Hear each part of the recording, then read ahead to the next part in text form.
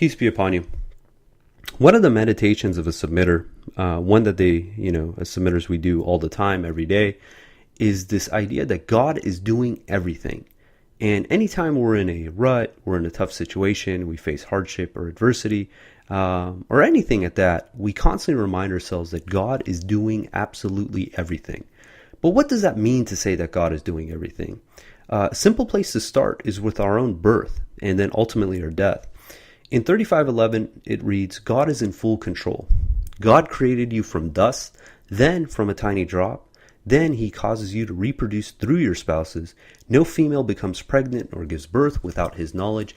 No one survives for a long life, and no one's life is snapped short, except in accordance with a pre-existing record. This is easy for God.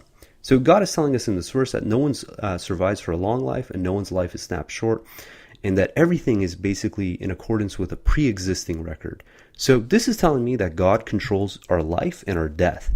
And in 3:145, it reiterates that, and it says, time of death predetermined. It says, no one dies except by God's leave, at a predetermined time. Whoever seeks the vanities of this world, we give him therefrom, and whoever seeks the rewards of the hereafter, we bless him therein. We reward those who are appreciative. So, if God is the one who's dictating when we're born and when we die, what else does that constitute? So, in order to be able to determine when someone is born, you have to determine the parents that they're going to be born by. That's going to determine the brothers and sisters that they have, the aunts, the uncles, the extended family, but then also the time period by which they live, right? Is this the 1950s, 1930s, whenever? This all has to be orchestrated perfectly by God. And if God controls all these variables, the fundamental question that pops up is, where does freedom of choice come in? Where does free will come in? And we know that as human beings, according to the Quran, we have freedom of choice. And in 33:72 it reads, freedom of choice. We have offered the responsibility, freedom of choice to the heavens and the earth and the mountains, but they refused to bear it and were afraid of it. But the human being accepted it. He was transgressing ignorant. So human beings, we all have freedom of choice, but what is this choice? Because, we didn't choose per se to come into this time period. We didn't choose our parents. We didn't choose, the conditions by which we were brought to this world. And ultimately, we're not going to choose when we leave this world. These are all decisions already dictated by God. And the answer to this question can be found in the following verse in 3:154. And again, it's about the moment of death being predetermined. It says, after the setback, he sent down upon you peaceful slumber that pacified some of you. Others among you were selfishly concerned about themselves. They harbored thoughts about God that were not right. The same thoughts they harbored during the days of ignorance. Thus they said, is anything up to us? Say, everything is up to God. They concealed inside themselves what they did not reveal to you. They said, if it was up to us, none of us would have been killed in the battle. Say, had you stayed in your homes, those destined to be killed would have crawled into their deathbeds. God thus puts you to the test to bring out your true convictions and to test what is in your hearts. God is fully aware of the innermost thoughts. And there's so much information packed into this verse. The first thing I want to point at is this fundamental question where, they basically face the situation and these individuals ask, is anything up to us? And God's response is, everything is up to God. So what's interesting is at that, just from that statement, it seems like we have no choice. But what's interesting is this thought that they choose to have, that is 100% up to them. They can view these circumstances absolutely however they desire. And this is what the freedom of choice is that when we're faced with a circumstance, when we're faced with a situation, we have 100% freedom of choice as far as how we view that situation, how we think about that situation, how we basically spend our time pondering about the situations of the past and then in the future. And this thought process is what our freedom of choice consists of. And what's awesome about this is that our thoughts, they dictate our beliefs. And our beliefs dictate our actions, meaning you cannot entertain a thought for long enough without it transpiring into a belief, which ultimately will transpire into an action. And this is what we were brought into this world for. When you think of the example of Satan, Satan had a supercilious thought that he could be a god beside God. This simple act of having this thought was enough that when he watered that thought with his attention, giving rise to that thought, that God brought that thought out for him and everyone else to witness. And this is exactly what happens to every single one of us in this world. We are going to be presented with a series of circumstances. We're going to be presented with a series of outcomes. And from those outcomes, it's going to be dependent on what our thoughts are towards those outcomes. When we say that God is doing absolutely everything, when we submit 100% to God alone, if that is truly what we believe, when these situations are presented to us, our actions are going to correspond with those deeds. One of the verses that actually is kind of interesting in regards to this is in the same context of chapter 3, where, let me see if I can pull up this verse. It is basically, I'll try to find it, but in regards to the disbelievers, when they went to battle, they turned on their heels. And when they turned on their heels, God says that this is a sign of their disbelief, that this actually exposes some of the sins that they committed. And this is powerful because it's saying that whatever it is that they thought, whatever it is that they were entertaining, this ultimately ended up determining the outcome of how they responded to a situation. And that simple act of just thinking is enough to spawn off huge outcomes, both to the positive and the negative. And you can think of it this way. If our thoughts are corresponding to radio stations that are out there, and we have the capability of adjusting that tuner to whatever station we choose to listen to, right? So irrespective if, anyone comes, be it the devil or a coworker or, anyone at that comes and basically presents you with a thought, right? They do something in essence to make you think about something. And you realize that this is something that either a thought that you want to entertain or not, that choice is up to you, right? You have full control as far as what stations you choose to listen to. And those stations are our thoughts, right? This is one of the most profound things, is that we have absolute control over our thoughts. We have absolute control as far as how we think about a situation. And realizing that comes with a whole lot of responsibility, and at the same time, it really simplifies things, because when you realize that all that it matters is what we choose to think about a situation and which ideas do we choose to really basically pay attention to, then we can be absolutely have confidence that if our thoughts are in the right place, and I'm talking about our innermost thoughts, not just what we, casually say in passing and stuff like that, but what our true innermost thoughts are, we can guarantee that the outcome of any situation is always going to be for our absolute benefit. And there's a difference between just having a thought and dwelling on a thought. And God differentiates actually between having doubt and harboring doubt, right? Anyone can have doubt. When God tells you that God is doing everything, you might have a hint of doubt, but that's different than harboring doubt. When we have doubt, the remedy to that is that we try to basically eliminate that doubt, right? We present it, we talk about it, and we try to get beyond it, to the point that we eliminate that as a doubt in our hearts. But when we harbor doubt, what we're doing in essence is we have this doubt, and as opposed to addressing it, we're constantly adding fuel to it, right? We're constantly allowing it to grow. And when we do that, inevitably, it's going to come back to haunt us. And in 5:52, it says, "You will see those who harbor doubt in their hearts hasten to join them, saying, 'We fear lest they may be defeated.' May God bring victory or a command from him that causes them to regret their secret thoughts." And in 22:53 through 55, it reads, "The hypocrites drop out. He thus sets up the devil's scheme as a test for those who harbor doubts in their hearts, and whose hearts are hardened. The wicked must remain with opposition. Those who are blessed with knowledge will recognize the truth from your Lord, then believe in it, and their hearts will readily accept it. Most assuredly, God guides the believers in the right path. As for those who disbelieve, they will continue to harbor doubts until the hour comes to them suddenly, or until the retribution of a terrible day comes to them." And you realize that the only difference between a believer and a disbeliever is a thought. Now think of that. That's the only difference between someone who's a believer and a disbeliever, is the thoughts that they choose to entertain.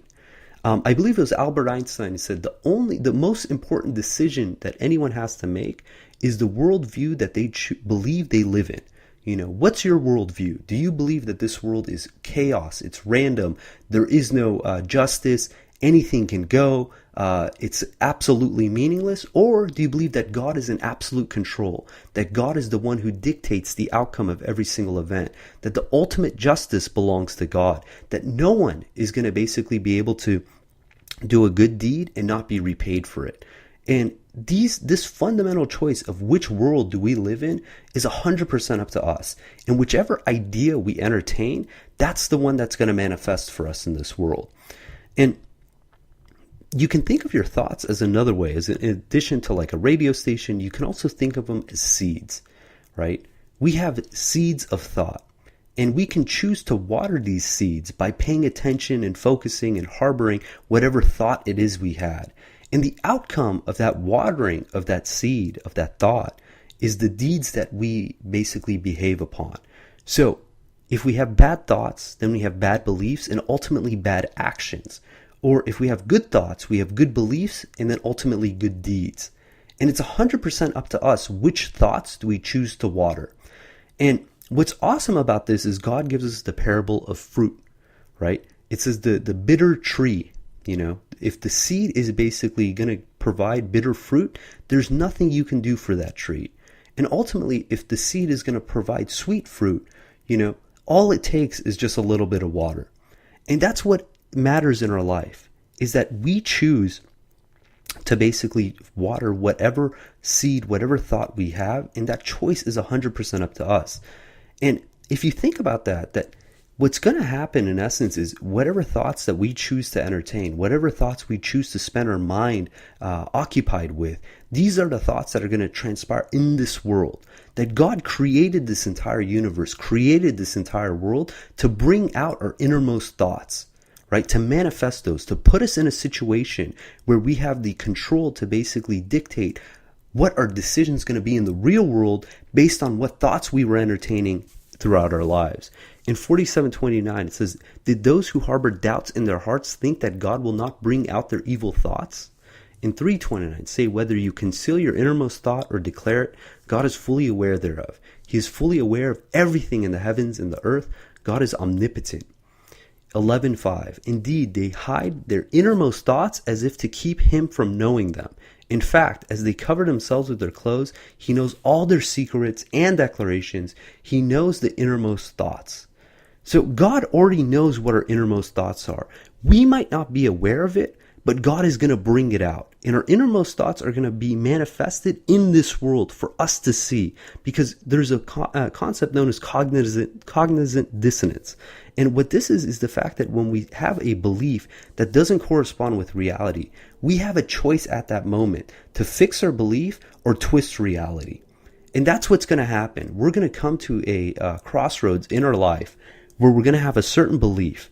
And whatever belief it is that we entertain, whatever belief it is that we trained ourselves to believe, when we come to that crossroad, it's going to determine the decision we make, right? These decisions aren't made at a whim. These are basically orchestrated through years and years of thought. And usually when people think of meditation, they think of, someone sitting cross-legged in a quiet room, chanting mantras to themselves. But meditation is literally the act of what we choose to think about, right? Every minute, every hour, every day, we choose what thoughts we plan to entertain and bring into our lives. And those thoughts are going to be manifested into reality with the actions that we choose to carry out when these circumstances arise. One of the major tests, and this was actually in the verse that we read earlier, that brings out our true innermost thoughts that every single human being is going to have to go through, who actually, anyone who lives a full life, is the death of a loved one.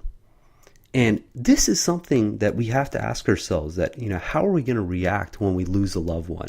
Because death is an absolute certainty in life, meaning that the ones that we love, eventually we're going to lose. And it's not that we're going to lose them forever. We're going to lose them in this world, because God is the one who's dictating when they're born and when they're going to be taken from this world. And knowing that, the question is, how are we going to react when this situation happens? Are we going to have absolute trust in God that when we lose a loved one, that God is the one who determined that individual's lifespan, that there was nothing we could do to change that time period? And you think of this as a believer, that is a huge blessing. Because how often do you hear of someone who's lost someone and they constantly are basically beating themselves up thinking, oh, if I only told them to do X, or if I only told them to do Y, they would be here now and, they would be able to live a longer life. And if we remember from 3:154, it says, and when the people were talking about the ones who died in battle, they said had they stayed at home, they would have been crawling into their deathbeds, meaning that God is the one who dictates when someone is taken from this world. And there's nothing we can do to change that circumstance, meaning that if someone is meant to pass, they're going to pass, irrespective if it's in battle or in their beds. And this is just a reality that we have to accept. And the question is, when we face that reality, when we face, the loss of a loved one, how do we react to that situation? And in 3:156, it says, "O you who believe, do not be like those who disbelieved instead of their kinsmen who traveled or mobilized for war. Had they stayed with us, they would not have died or gotten killed. God renders this a source of grief in their hearts. God controls life and death. God is seer of everything you do." Now, it's not to say that we won't miss someone when they die. The fundamental difference is to believe that we could have changed the situation, that we could have extended that individual's life on this planet. And that's the question. When someone passes, are we to the understanding that, hey, this is the time that they were meant to pass? There's nothing we or anyone else could have done to extend that life. And irrespective if they were of the best health or not, this was the time that they were meant to go. And in 3:169 through 171, we read what the righteous response is. It says, "The righteous do not really die. Do not think that those who are killed in the cause of God are dead. They are alive at their Lord, enjoying His provisions. They are rejoicing in God's grace, and they have good news for their comrades who did not die with them, that they have nothing to fear, nor will they grieve. They have good news of God's blessings and grace, and that God never fails to reward the believers." So this is incredibly powerful. It's to know that if we had someone that we love that died, that, God willing, was a believer, we can have absolute certainty that they're in a place where they're in absolute joy with no fear and no grief. Now, obviously, we're going to miss that individual, and, we're going to wish that we could have more time with them. But the difference is the belief that we think that we could have extended their life. Had we not told them to do X, they wouldn't, they would have survived better.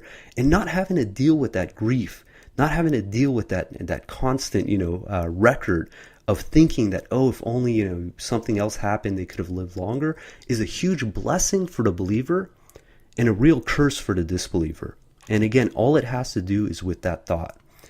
And, let's not get duped by Satan, because Satan's most effective bait is this enticement of giving us thoughts to entertain that is going to be absolutely detrimental and destructive for our souls, our real person.